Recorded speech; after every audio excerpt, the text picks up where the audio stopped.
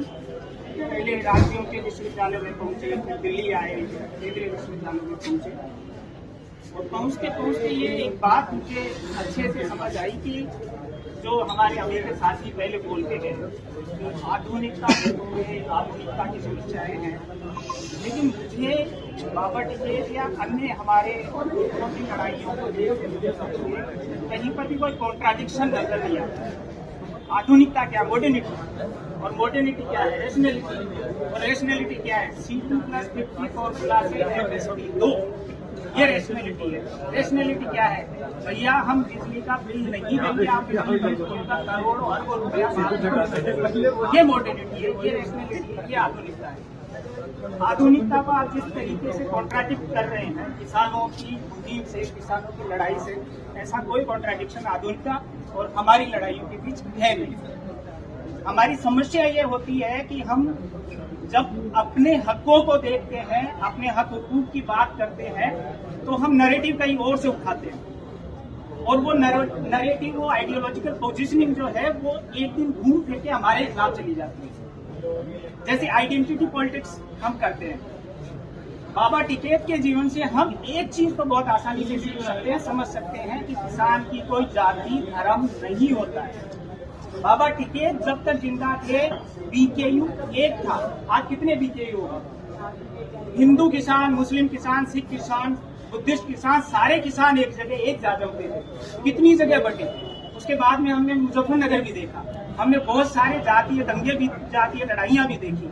आपको एक चीज समझनी पड़ेगी साफ तौर पे ऐसे पुरखों के जीवन से कि आपका क्लास इंटरेस्ट कहाँ है, आपका वर्ग हितैषी कौन है, उस वर्ग हितैषी के साथ आपको खड़ा होना पड़ेगा। और अगर नहीं खड़े होंगे तो जो दुर्गति किसान आंदोलनों की बाबा टिकैत के जाने के बाद हुई 19 तक, ये तो कृषि कानून, ये सरकार बड़ा डंडा लेकर के आई, तब हमारे सबके होश ठिकाने आए, वरना हम तो बह रहे थे, कौन सी विचारधारा में बह रहे थे, किसके पीछे जा रहे थे, किसका क्लास इंटरेस्ट हमारी वजह से फुलफिल हो रहा था, वो हमें समझ ही नहीं आ रहा था। इसलिए जब आप ऐसे महापुरुषों को याद करें तो उनके सिर्फ होता है ना एक कस्टमरी गुणगान के बजाय उनके आइडियाज थे, उनका जो लड़ाई थी, उनकी जो जद्दोजहद थी, उनकी जो जीवनी थी। 8 साल की उम्र में ये खाप प्रधान बने थे।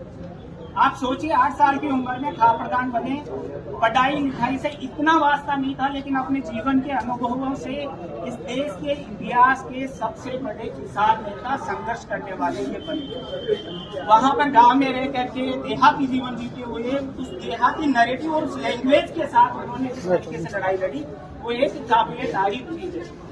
आप आइए विश्वविद्यालयों में, आप पढ़िए, मॉडर्निटी को भी पढ़िए, आप अलग अलग आइडियोलॉजीज को पढ़िए, जितना पढ़ सकते उतना पढ़िए, लेकिन अपनी जड़ों को मत छोड़िए, उस भाषा को मत छोड़िए।